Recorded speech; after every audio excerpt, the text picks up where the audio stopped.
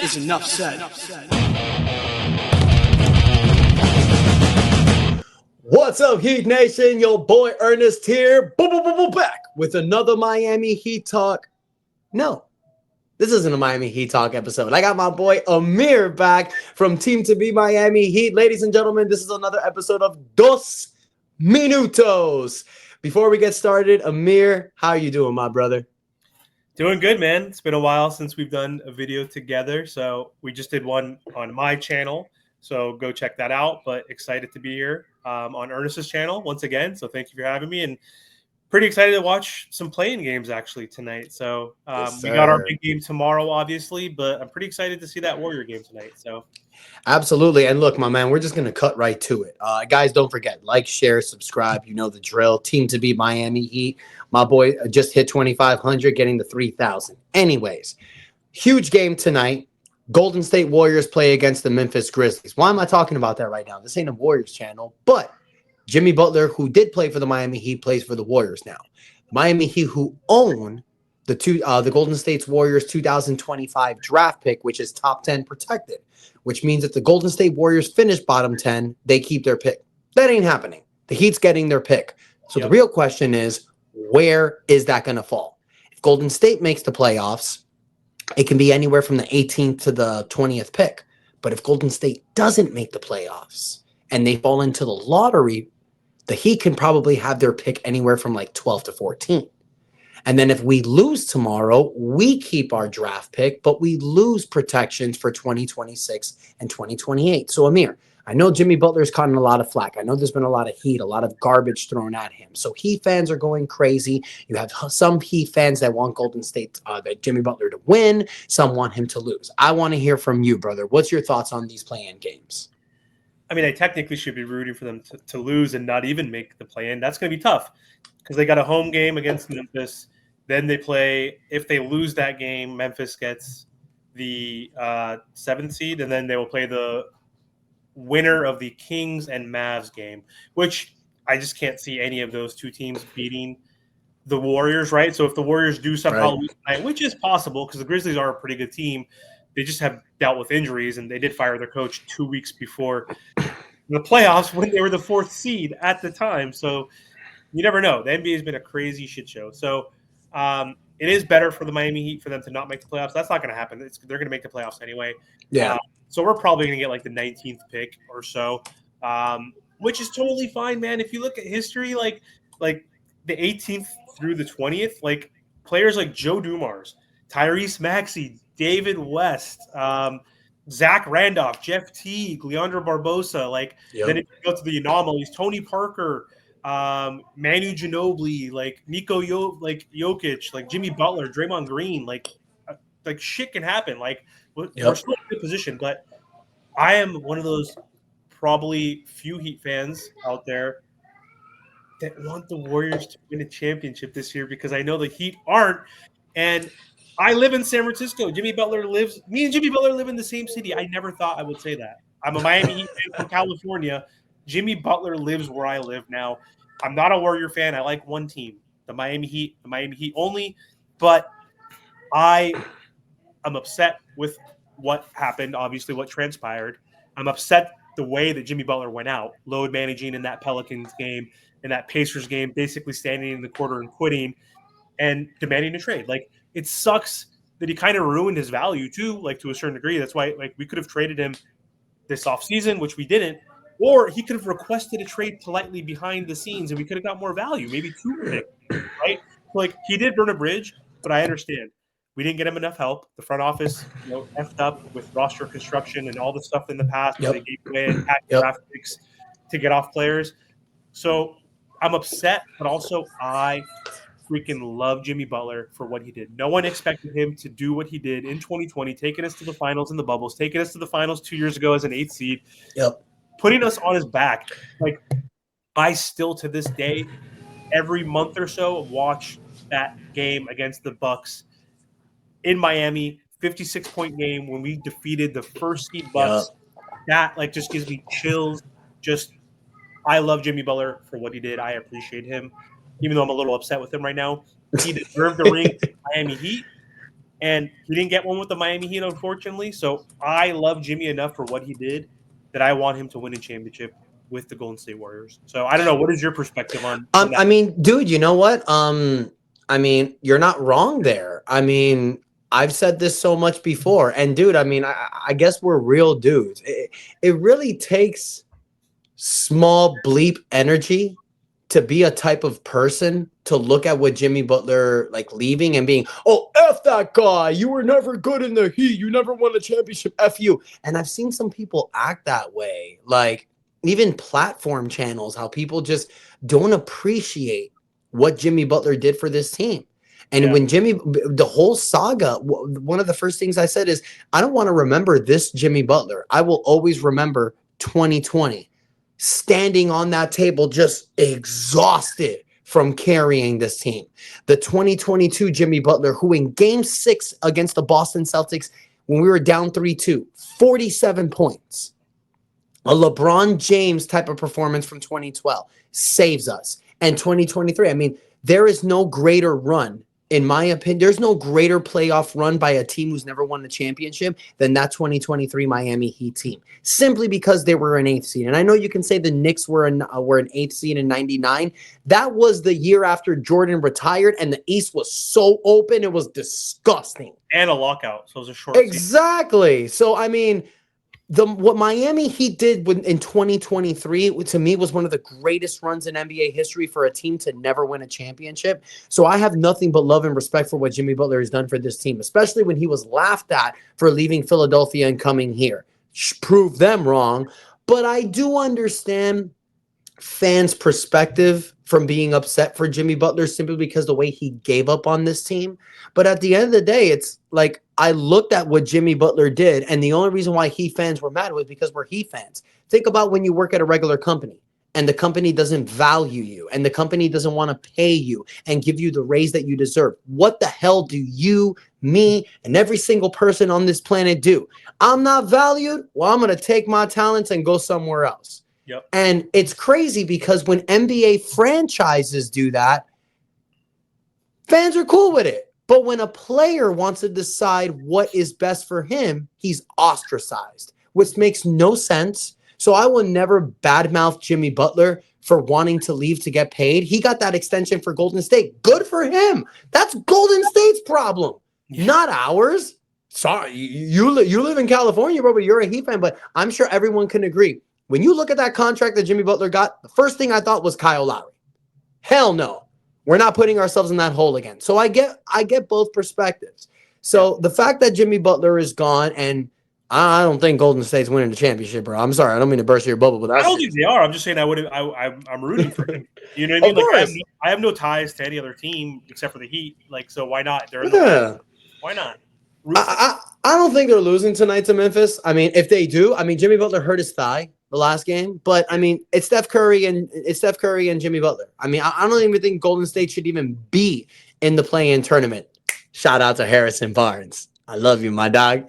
Harrison Barnes is the reason why they're in the play-in, so I love Harrison Barnes. But and here's the thing where I'm getting at. I don't think Golden State's going to lose these next 2 games. But why do I want them to lose tonight? Get the 8th seed. You're going to go, it's a little bit lower. We're going to get anywhere from maybe the 18 to the 20 pick. I'm cool with that. Because if the Heat keep their pick and you have that pick, now you can play around in the draft.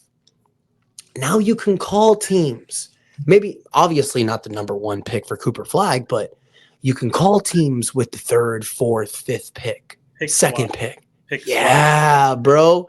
Be like, hey, how do you feel about this pick, a future pick? Maybe I'll throw you in Jaime Jaquez. Yeah, both picks even 11 and 19 for the 4. Give me Dylan Harper. You know what I mean? Give me Dylan Harper. Let me get the 3rd pick for 11 and 18. I don't know if a team's going to do it. Maybe 6th pick. Who cares? And you know what's crazy, bro? People are talking about Cooper Flagg. And you know what? Cooper Flagg is amazing, a generational talent. I get it. Awesome. But come on, there's some players that people are not talking about. And in my opinion, these are breakout players that can actually be something amazing. Guys like, I'm looking at Dylan Harper and I'm looking at VJ Edgecombe. These are 2 guys, in my opinion, fit this Miami Heat culture to a T like a damn glove. And these are 2 guys that you can put and automatically can help this team become something great. So I'm all for it, man. It's going to be a fun play-in time to watch. But one thing I want to kind of change and talk to you about. In your episode, we talked a lot about, the picks, the protection, certain things getting lifted, what the Yep. Heat's going to do in the play-in tournament. So I kind of want to go somewhere different on this because in this 2025 offseason, Amir, you're going to have a lot of players that are on expiring contracts. Terry Rozier, Duncan Robinson, even to a degree, Andrew Wiggins. He's going to be on a player option for the 2027 season. So technically, this could be his last year. So a question for you, Amir. I know Terry Rozier has had this god-awful year, but this offseason, do you think there's a likelihood where the Miami Heat can actually find suitors for guys like Terry Rozier and Duncan Robinson? Oh God, I feel like Terry just like destroyed all of his value. He like literally looked unplayable. Like we were talking that we didn't really watch the Wizards game because we were busy, but he literally look what Jaime Jaquez did. Like his number was found out. Like his role changed, his minutes changed, his confidence. He had some lagging injury perhaps, but also people scouted him. They found out his moves, right? Like Yep. his spin moves, like he can't shoot. So, but look what he did against like a Washington team that is completely tanking, where half their team is out against like low level talent. He dominated. Terry Rozier didn't. Like Terry Rozier still looked bad. Like you would have 2 points. like Ethan from 5 Reasons and those guys were saying like this is going to be the Oladipo game where Oladipo had 40 against the Magic in the last game of the season, like 5 years ago before we played in the playoffs. I remember. And Jaime was the one who did it versus Terry, who you would think needs the ball, very ball dominant guard, right? Needs that usage and is going to chuck up a bunch of shots. But like, I don't think he has any value. So I think we're just stuck with him unless someone wants to take on that contract at the trade deadline, right? So as an expiring contract. Duncan Robinson, I think, is someone that we could possibly trade. Like he still has more value than Terry Rozier. He had a pretty solid season, right? Nothing spectacular, but put him on the Los Angeles Lakers, put him on the Rockets or like a contending team like that, right? Like he's only guaranteed 10 million of his 19 million. So I think we're unfortunately stuck with Terry, which is fine. Just don't play him and play different play. First off, Davion is also a restricted free agent, so we'll be able to maybe give him the biannual, like because he was making like 5-6 million. Maybe we can give him that, or maybe a little raise. But I think we bring back Davion. We have Drew Smith, who can come back healthy off the bench, and then you bury Terry. I think you bury Terry. But in terms of players that we talked about on my channel too, I know you talked about this too, is Kevin Durant. I think that's probably I agree with you. You mentioned on my video. You think he's the most likely that we can get because other players like Ant, if he asks for a trade, or if Giannis asks for a trade, or whoever it may be, are going to cost way too much. We don't have enough assets. Yeah. And we're not willing to give up Khalil Ware personally. I'm assuming you're the same, right? Like we would have to give up Khalil all the time. Hell no. And it's not worth it, right? You have to give up Bam, Khalil, and like 3 first-round picks if we want to even consider getting anybody like worth of value, right? No. So I think the only thing we do this offseason, to be honest with you, man, look, if you can get a Kevin Durant for a steal like a Wiggins, Duncan Robinson, Jaime Jaquez, and 1 to 2 first-round draft picks, like I mentioned in your channel, I'm cool with that because it makes sense. You're giving Phoenix a young asset, expiring contracts, and draft capital for a guy who could be a 1-year rental, but could help you contend. So it doesn't hurt that much. 2 draft picks are insane. I prefer to do 1, but I understand because you might have to compete. I love this youth movement team. And the only way I'm willing to make a big trade, and that's kind of considered a big trade, but it's if someone that can help us now and for the future, like an Ant-Man, a John Morant. I don't think that's going to happen. I'll be honest with you. The only shot that he'd have to make a trade is 2 options. Kevin Durant, or if someone out of the woodwork just comes out of nowhere and says, send me to Miami like Damian Lillard, and this time Pat Riley don't mess it up. So those are the only 2 scenarios. So what I'm looking at really in this offseason is this current team, our current draft picks, and the 2 different contracts that we have. We have a full mid-level exception and a biannual exception. Davion Mitchell, the way that he's played, bro, he's going to get the qualifying offer from Miami. So what that means, fans, if you don't know what that means, if the Miami Heat extend the qualifying offer for Davion Mitchell, which they will, he will become a restricted free agent. And what that means is that whatever a team offers him in a contract, the Miami Heat can match. So he can't just leave the Heat. And I think the Miami Heat should definitely extend the qualifying offer. I don't think there's going to be a huge market for Davion Mitchell. I think you could keep him with the current amount that he's looking to make, which is about $8.7 million. You may have to give him a raise, which would not be the biannual exception, Amir. It would be the mid-level exception. The mid-level exception is up to $13 million. That's Davion Mitchell. That's kind of too much. You think we'll give it to him to 13? No, he'll probably get like 9, 10. Yeah. But I mean, if that's the case, whatever, just give it to him fully, keep him happy. If that's the case, if you're going to spend the majority of the mid-level exception, just give it to him. That's what I would say. Keep a dude happy. But here's what I want to ask you, bro. The next question. We have a few asset players that are definitely going to be asked for as far as packages for trades. You have Nikola Jovic, Jaime Jaquez, Kel'el Ware, Pallel Larson.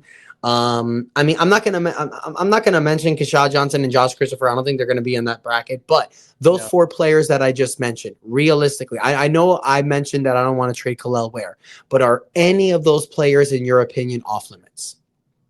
No one's off limits. Cool. You're the 10th seed. Well, it depends who. I mean, Kel'el Ware for KD package off limits in my opinion because he's 37. If Kevin Durant was even 35, then you do it. The way he's still playing from age 35 to 37, those last 3 seasons, averaging 27 points a game, 9 rebounds, 5 assists. He's a good defender. That's a different story. But no one is untouchable at this point. We're the 10th seed. Like we're like a rebuilding, retooling team. So no. Let me ask you this, because we need a point guard. We need a backup center. We have no star point guard. We need a traditional point guard, I think, and have Davion come off the bench and have Drew Smith come off the bench and have those 2 guys with a Haywood off the bench. Like we have lethal bench. Would you take a Trae Young and would you offer Kel'el Ware as part of that package? No, hell no. Moving on. No. Trae Young. You want Trae Young in general? No, because look what he's done in Atlanta. What the hell is he going to do here? It's the same thing. If you bring Trae Young, okay, but here. Look at as a lob threat, like he's number 1 assist guy in the NBA. Like as a playmaker, and he can hit the 3, he could score. True, but why does he do that? Because he doesn't have Tyler Hero on his team. If Trae Young comes here and plays a backcourt with Tyler Hero, that's going to be one of the worst backcourts in the NBA, especially defensively. And there's only one ball. Yeah. So Trae Young and Tyler Hero have to play hot potato, which is what Jimmy and Tyler were doing, and it didn't work. So no, Trae Young on this team, only if you're doing a 3-team or only if you're trading Tyler Hero somewhere else and you're getting value back for him and you're making another trade for Trae Young. It's the only way I would do it. If I trade for Trae Young and I put Trae Young in a backcourt with Tyler Hero, that's basically doing the same thing as putting Tyler Hero and Duncan Robinson in a backcourt. Are they the same players? No. Is Trae Young better than Duncan Robinson? Yes. But it's the same style of play. And on the defensive end, they're going to get smoked every time. So no. What does Tyler Hero need in the backcourt? Davion Mitchell. A defensive-minded point guard who does not need the ball in his hands. You know what would be perfect with Tyler Hero? Kyle Lowry in the 2019 NBA Finals. That type of Kyle Lowry player. That is what Tyler Hero needs next to him. You put another offensive-minded scoring first point guard next to Tyler, fails. My brain is not working. Who the hell was the guy on the Pelicans? Tore his ACL. He was playing with the Hawks and Trae Young before that. DeJounte Murray. I think DeJounte Murray next to him is an even better Davion Mitchell because he could score 18, 19 points per game. He doesn't need the ball in his hands completely, right? And he's a two-way player. Yep. I like Davion, but I want him off our bench. Yeah, he's perfect off the bench. He's fine as a starter, but he's just he's not going to average throughout a whole season 16, 17, which we wanted Terry to do is get you 17, 18 with Tyler, getting you 22, 23 with Bam, getting you, you know what I mean? Davion's fine, but DeJounte Murray, that type of guy, even a Drew Holiday 2 seasons ago next to Tyler, that's the card that we need that can get you from 13 to 20 point range. Right, depending on the role. You're right. Heat fans were complaining about trading for Kyle Lowry with that terrible contract. Good Lord, trading Kyle Lowry for Terry Rozier. Talking about one of the biggest mistakes in Miami Heat history. But I get it. It was a try. They wanted to go for it last year. So look, before we close, my man, I gotta ask you, what do you think is going to happen tonight in tonight's game, Golden State against Memphis, and what do you think is going to happen tomorrow with the Heat and the Bulls? I got the Warriors tonight, and I'm gonna pick the Heat, man. I just feel like Bam and Tyler are gonna step up, and they're gonna hit enough shots, and I think we're gonna pull it off, man. Like, I don't know. I don't trust the Bulls. Like, they do have good players, like in Kobe White, like who can get really hot, and Giddey has owned us, but they're not special. Like, they're not a great team. They traded their best player in Zach LaVine and actually somehow got better, which is insane. And Lonzo Ball's hurt, and whatever that guy, that backup point guard, Io, whatever, who's a really good defender, he's out. So I don't know. I'm going to pick the Heat. I'm going to go on a limb and say I think the Heat are going to do what most Heat fans don't want us to do, is make the playoffs. And that's why the Heat are going to win, because this is the team that when you hope that they can win, and every team where in every game where they have to win, where they're seeding, and this not this year, is so many years before, ever since the 2023 season, every time the Heat have to win a game for supremacy, they lose. But when you count them out and say, I'm done with this team, they win. So, yeah, the Heat are probably going to win tomorrow and just make life unbearable for their fans. But it's going to be interesting. We're going to be watching. Guys, before we finish, I just want you to take a moment, go to Amir's channel, Team to Be Miami Heat. Don't forget to like, share, and subscribe. For those of you that are not subscribed to my channel, what the hell are you doing? Subscribe. Come on. Let's go ahead and get this train rolling. Right there. Just click the button. Before we close out, Amir, anything else you want to say? I'm all good, man. Thank you for having me on, and hopefully in the future we can start doing some more episodes, especially during the offseason. It could be a very quick offseason if the Miami Heat lose tomorrow. So, hopefully we can bring you guys some more shows throughout the summer. Oh, yeah. We are, you guys, and it was a pleasure. And until next time, Ernest and Amir out, and that is enough said. 2 minutos!